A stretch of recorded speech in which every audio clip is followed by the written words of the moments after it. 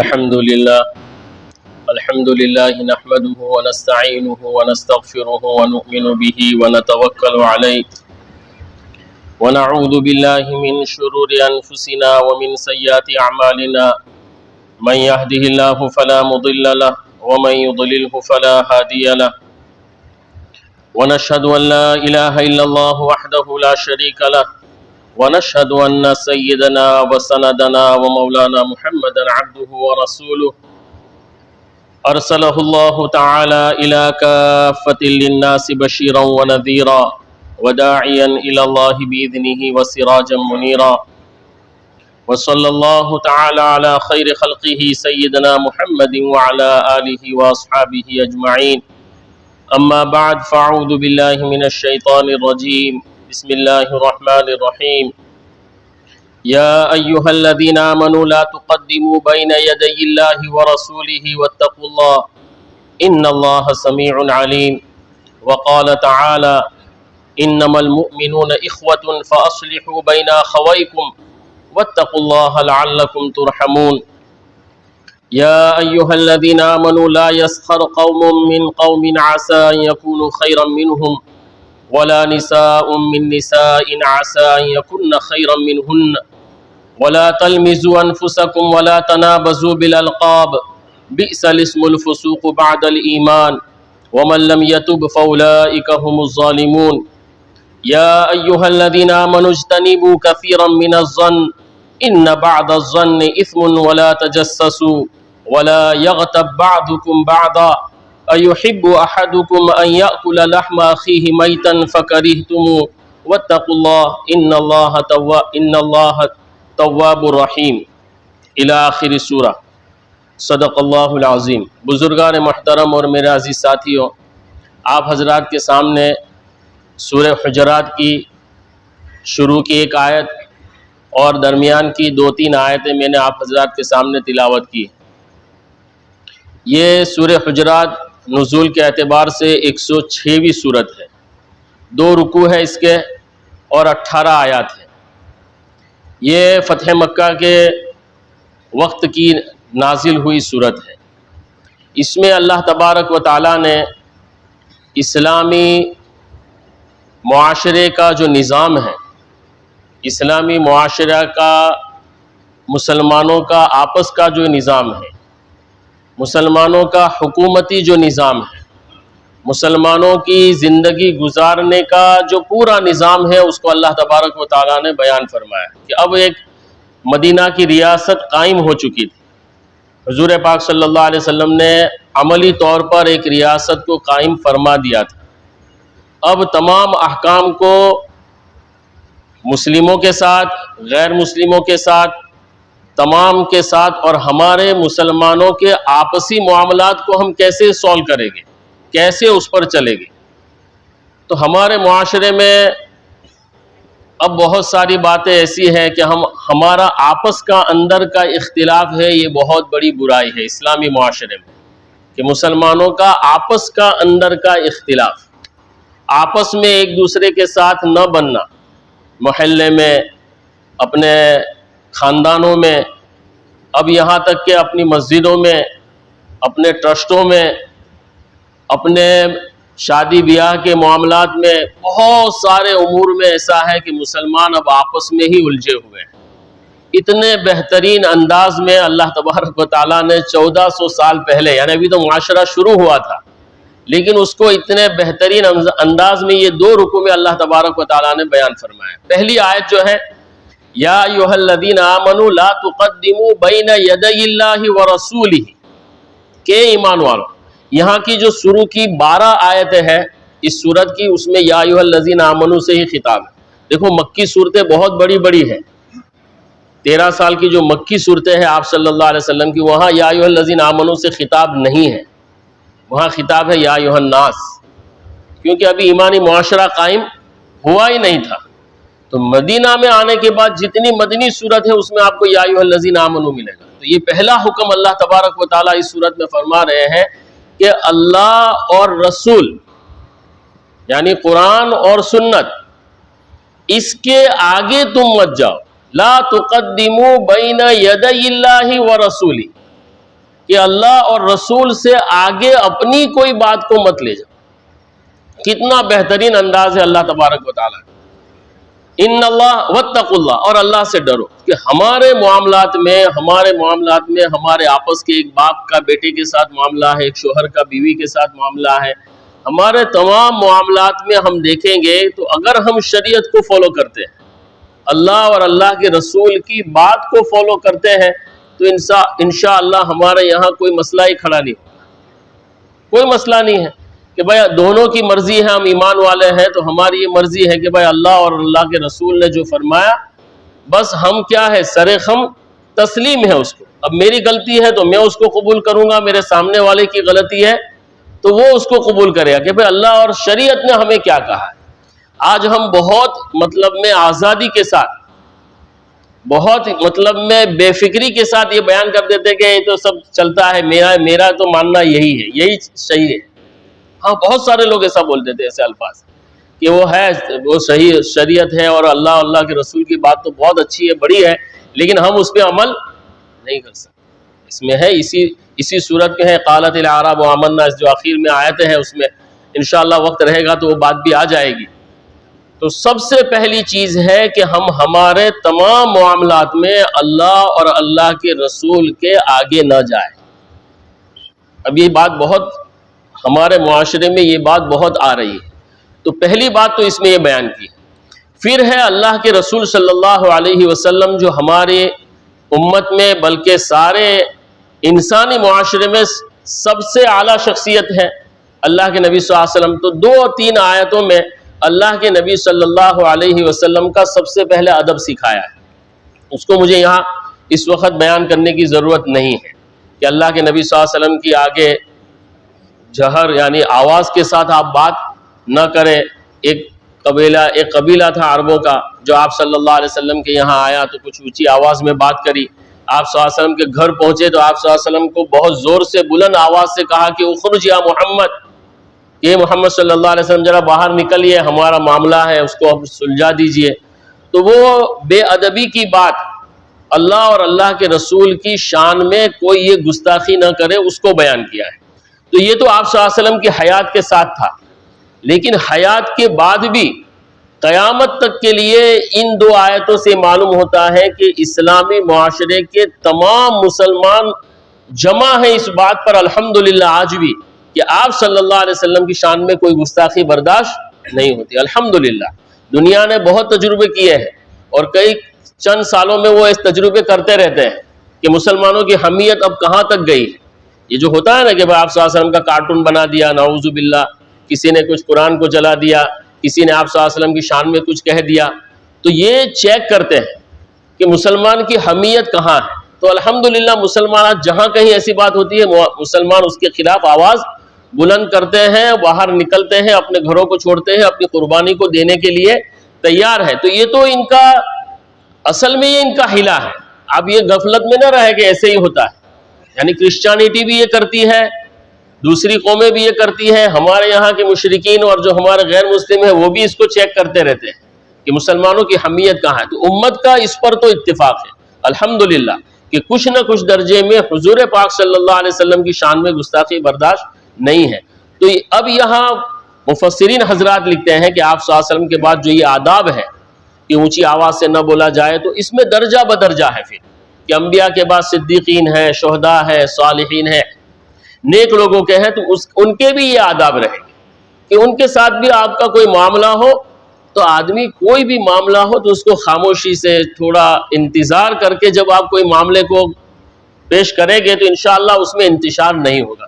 ہم لوگ کیا ہے، بہت جلد بازی کرتے ہیں، کوئی بھی معاملہ ہوتا ہے تو ہم اسی وقت فیصلہ کرنے کے لیے کھڑے ہو جاتے ہیں، تو اس میں بات زیادہ بگڑ جاتی ہے۔ کوئی ایسا معاملہ ہمارے معاشرے میں ہمارے گھر میں آتا ہے، آپ تھوڑی دیر خاموش ہو جائیں کہ ہاں بھائی یہ مسئلہ آیا ہے میرے گھر میں، آپ اطمینان رکھیں، آپ تھوڑا وقت لیں، 1 دن کا 2 دن کا، تو آپ خود بخود محسوس کریں گے کہ وہ معاملہ آہستہ سے ختم ہو جائے گا۔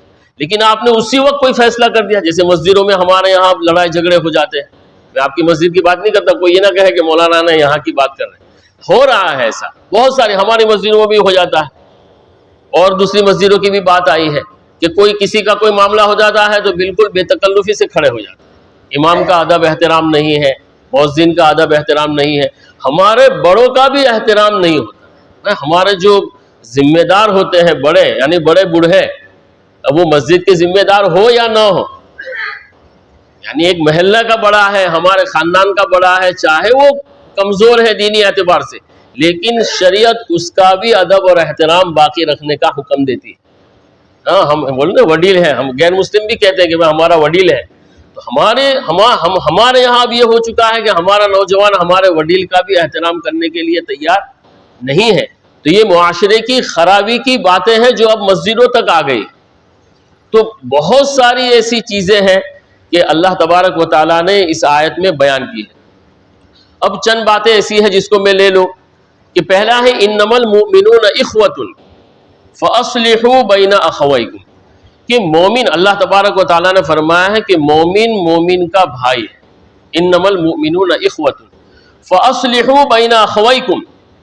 تو اب تم آپس میں بھائیوں کے اندر اصلاح کا معاملہ رکھیں، لڑائی جھگڑے کا معاملہ نہیں۔ دیکھو ایک غلطی سے کوئی پاک نہیں، صرف انبیاء علیہ السلام ہی معصوم ہیں، انبیاء معصوم ہیں۔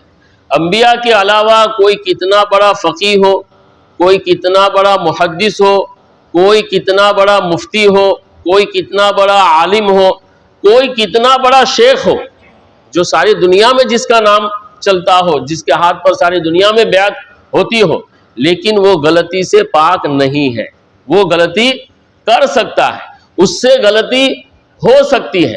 اب ہم کیا کرتے ہیں، اس کو پکڑ لیتے ہیں، چھوٹی چھوٹی باتوں کو ہم پکڑ لیتے ہیں کہ بھائی مولانا کہ فلانی غلطی ہے، امام صاحب کے پیر صحیح نہیں رکھتے، امام صاحب کا رکوع صحیح نہیں ہوتا ہے، امام صاحب کا سجدہ صحیح نہیں ہوتا ہے۔ چھوٹی چھوٹی باتوں ہمارے سامنے یہ مسئلے آتے ہیں، اس لیے میں اس کو بیان کرتا ہوں۔ تو فرمایا انما المؤمنون اخوۃ فاصلحوا بین اخویکم، اور یہاں بھی واپس فرمایا واتقوا اللہ، تقوی کو اللہ تبارک و تعالی، اللہ سے ڈرنے کو بار بار بیان کرتے ہیں۔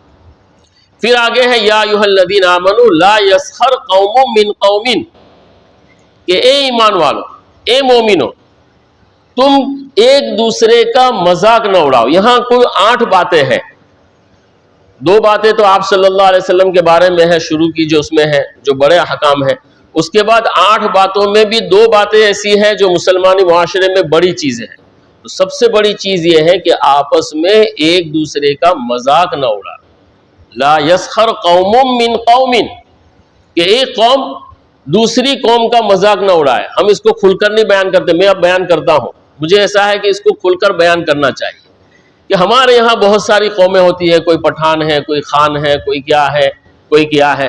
تو ہم کچھ قومیں ایسی ہیں جن کا ہم مذاق اڑاتے ہیں، جیسے خلیفہ لوگوں کے بارے میں، دوسری اور قوموں کے بارے میں۔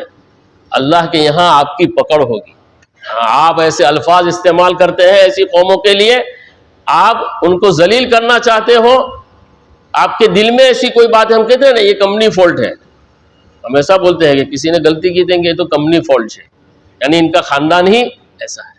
منع کرتی ہے کسی بھی خاندان میں، دنیا کے ہر مذہب کے کسی بھی خاندان میں ہر طرح کے لوگ آپ کو ملیں، یہ ضروری نہیں ہے کسی ایک قوم میں ایسے برے ہوتے ہیں۔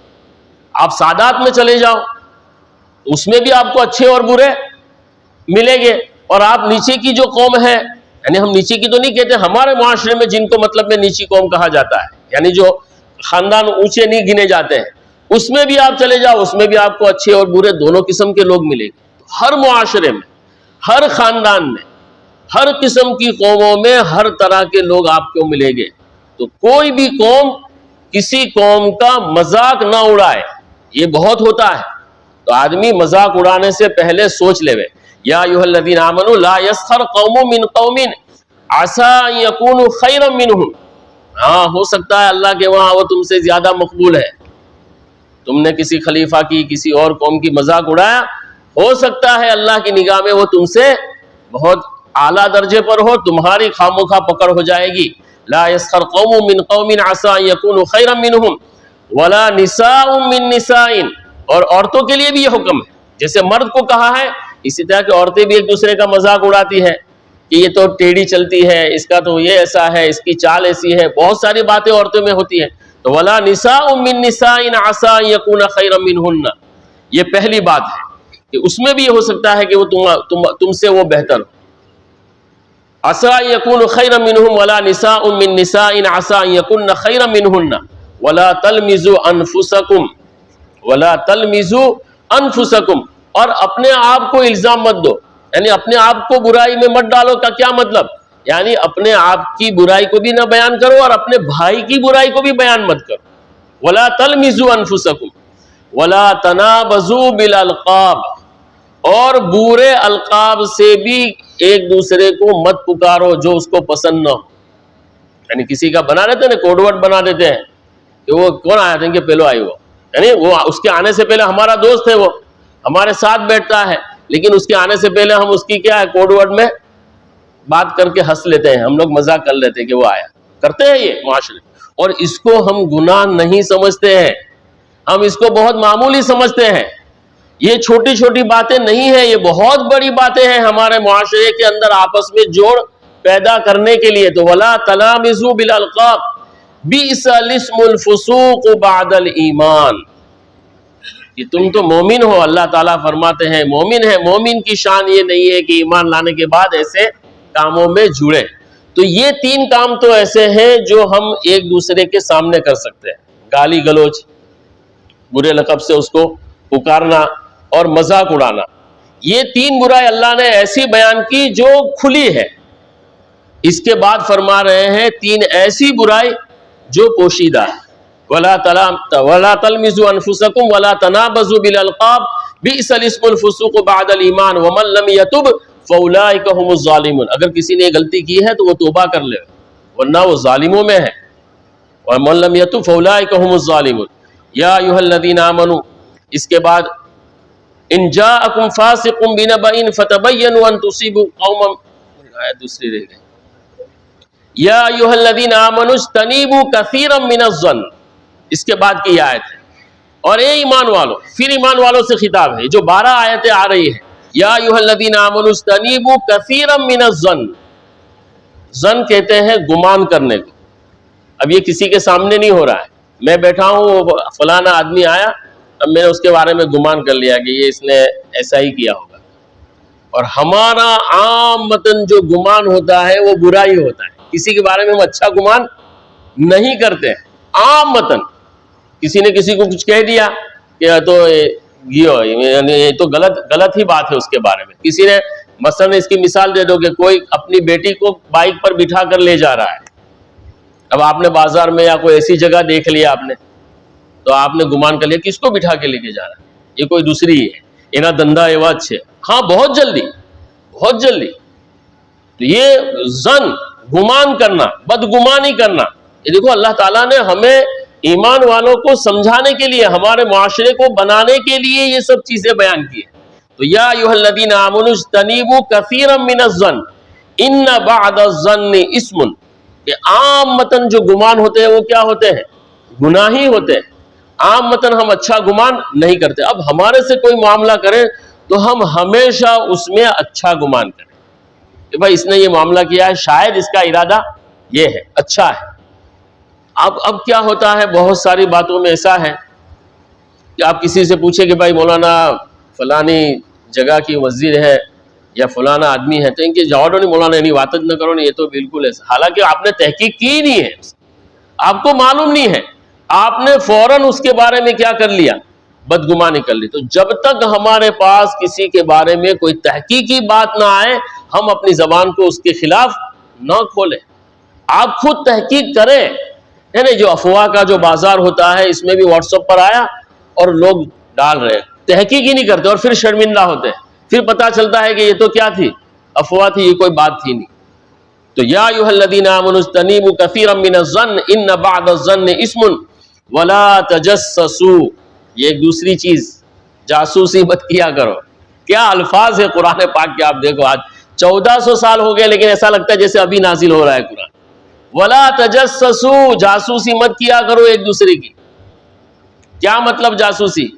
کہ بعض مرتبہ بعض لوگ ایسے ہوتے ہیں محلے میں، وہ دوسرے کی ٹوہ میں ہی لگے رہتے ہیں کہ اس کے وہاں کون آیا، اس کے وہاں کس کی گاڑی آئی، اس کے وہاں یہ کہاں سے آ گیا، اس کے وہاں شادی ہے تو یہ کون دے گیا، یہ کچھ دے گیا، وہ کچھ دے گیا. آدمی اسی میں لگا رہتا ہے، محلے کا پنچاتیا.